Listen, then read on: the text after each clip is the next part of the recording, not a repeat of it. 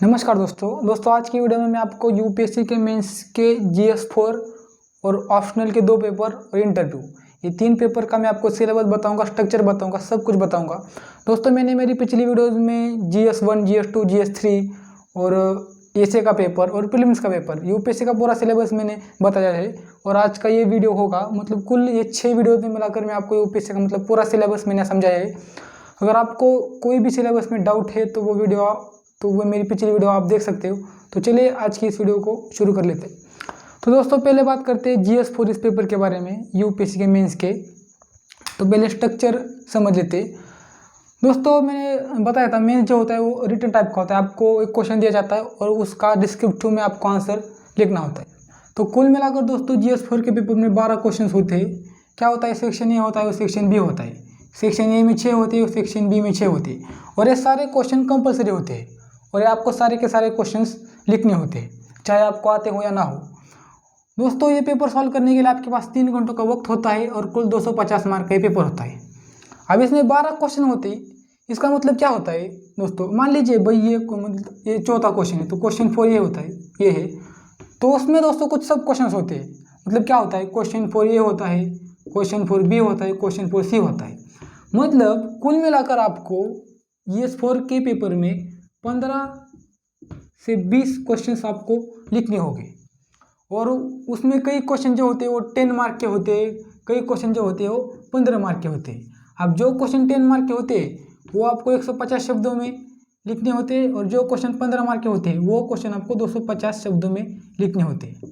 तो ये होता है दोस्तों जीएस 4 के पेपर का स्ट्रक्चर। तो चलिए अब सिलेबस जान लेते हैं जीएस 4 का, किस तरह से सिलेबस आता है, कौन सा सिलेबस है जीएस 4 का। तो चलिए देख लेते हैं। तो दोस्तों ये है जीएस 4 का सिलेबस। तो चलिए एक एक करके समझ लेते हैं। पहले होता है इथिक्स, इसका मतलब होता है नीति शास्त्र। फिर होती है इंटीग्रिटी, इसका मतलब होता है सत्यता।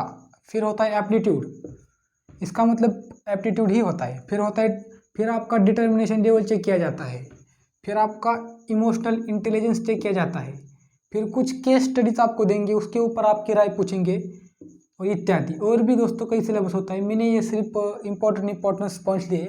तो दोस्तों ये जो सिलेबस जीएस 4 का होता है, अब मैं क्या करूँगा दोस्तों, आपको कुछ 2-3 क्वेश्चन दूंगा। उस क्वेश्चन से आप जान सकेंगे कि भाई किस तरीके का सिलेबस होता है।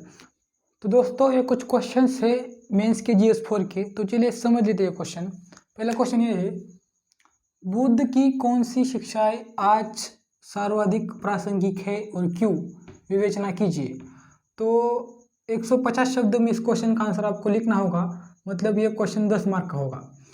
इस क्वेश्चन में दोस्तों हमें क्या बताया गया है कि जो भगवान बुद्ध है उन्होंने मतलब उनकी जो शिक्षा है या उनकी जो फिलॉसफी है वो और आज का समाज, इनमें क्या अंतर है, या उनकी शिक्षाएं आज के समाज के लिए कौन सी शिक्षाएं इंपॉर्टेंट है।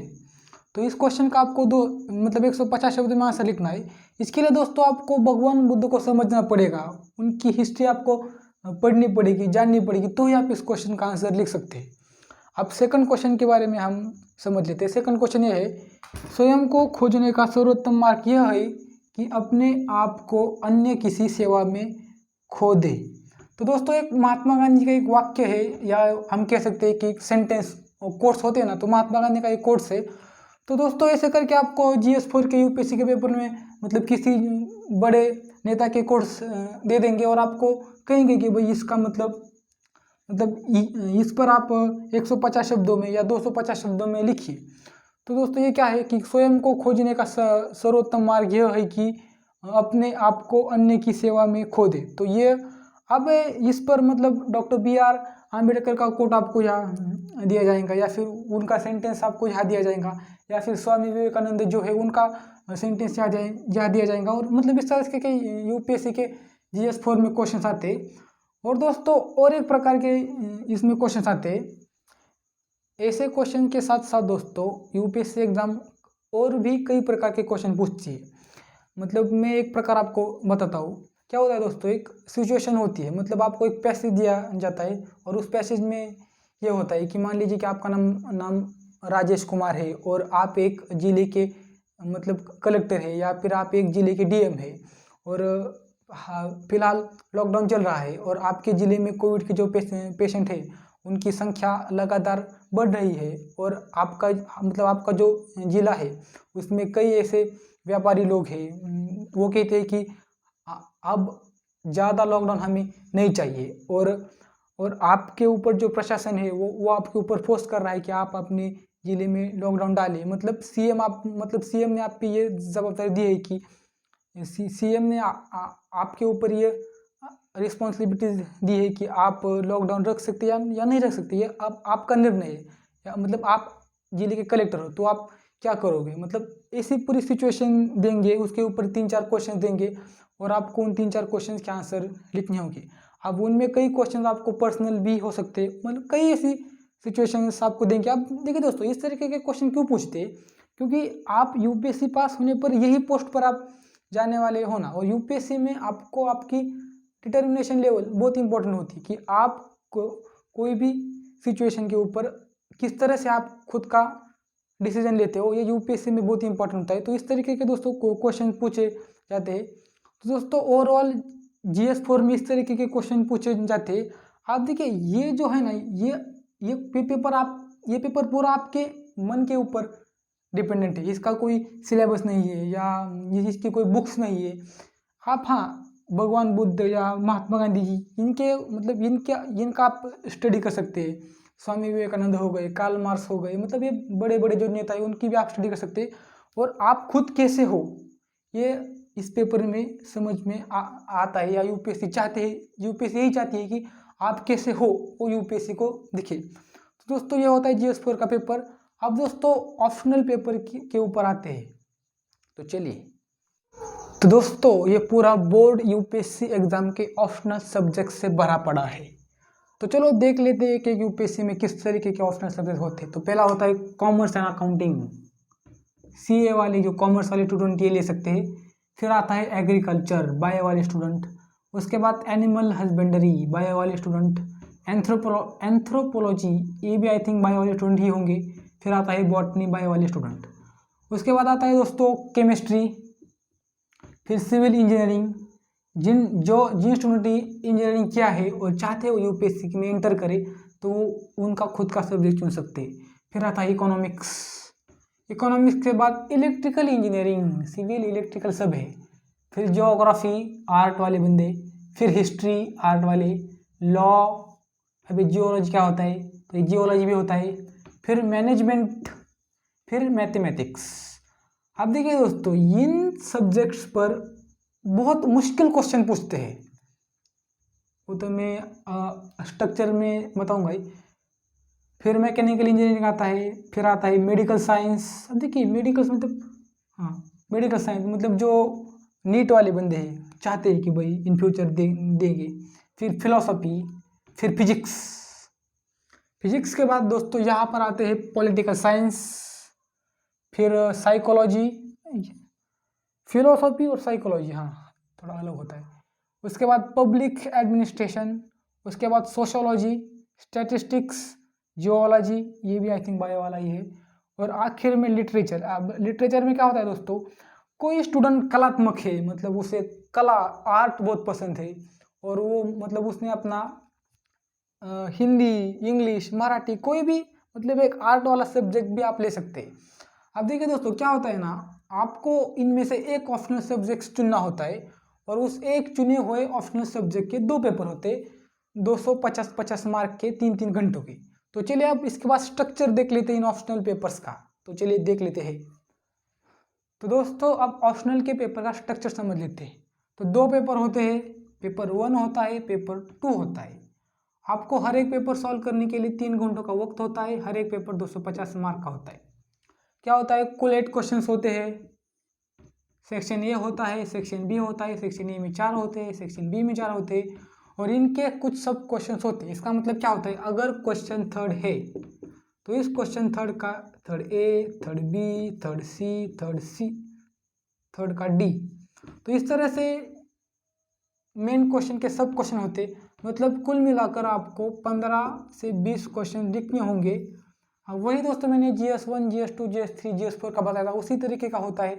लेकिन आपने जो ऑप्शनल सब्जेक्ट चुना है ना, उसका बहुत अच्छी तरह से मतलब आपको पढ़ाई करनी पड़ेगी, क्योंकि बहुत मुश्किल क्वेश्चंस पूछते हैं।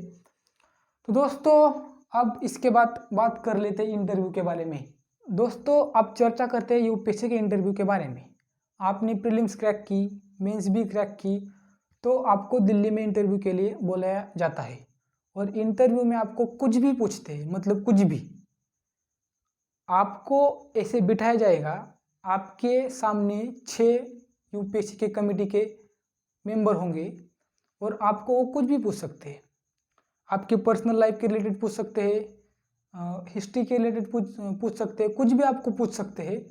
और 275 मार्क का इंटरव्यू होता है और ये आधे घंटे का होता है। अब ये पैनल पर डिपेंड करता है। कई कई स्टूडेंट का इंटरव्यू जो होता है वो आधे घंटे का होता है, 30 मिनट का होता है। अच्छा लिखना पड़ेगा।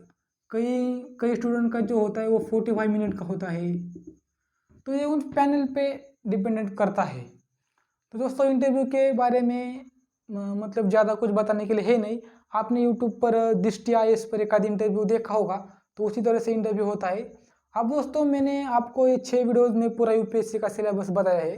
अब एक बार क्विक रिवाइज कर लेते हैं और ये वीडियो ख़त्म कर लेते हैं। तो चलिए दोस्तों अब यूपीएससी एग्ज़ाम के पूरे सिलेबस का क्विक रिवाइज कर लेते हैं। मैंने आपको पूरी 6 वीडियोज़ में पूरा सिलेबस समझाया है। अब इस वीडियो में मैं क्विक रिवाइज करने वाला हूँ। तो पहले प्रीलिम्स, मेंस, इंटरव्यू तीनों स्टेज होते हैं। प्रीलिम्स में 2 पेपर होते हैं, GS1 GS2। GS1 का पेपर 200 मार्क का होता है। प्रीलिम जो होता है वो MCQ टाइप का होता है। GS2 को CSAT कहते हैं, वो पेपर भी 200 मार्क का होता है। लेकिन GS2 का पेपर क्वालिफाइंग लेवल का होता है। आपको सिर्फ 33% मार्क लाने की ज़रूरत होती है और कुल पूरा प्रीलिम्स ही क्वालिफाइंग लेवल का होता है।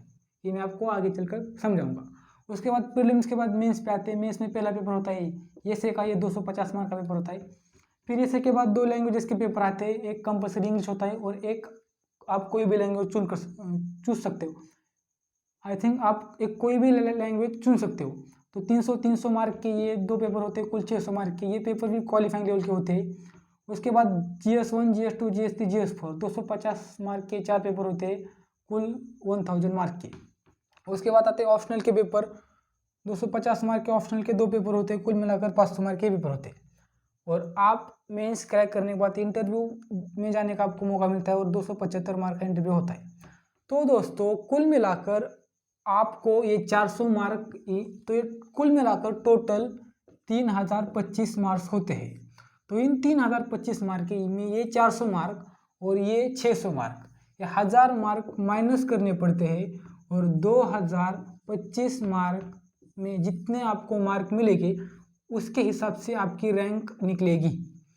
तो ये है दोस्तों यूपीएससी का पूरा सिलेबस, पूरा स्ट्रक्चर मैंने आपको समझाया है। तो दोस्तों वीडियो अगर अच्छी लगी हो तो वीडियो को लाइक शेयर सब्सक्राइब कीजिएगा। तो मिलते हैं अगली वीडियो।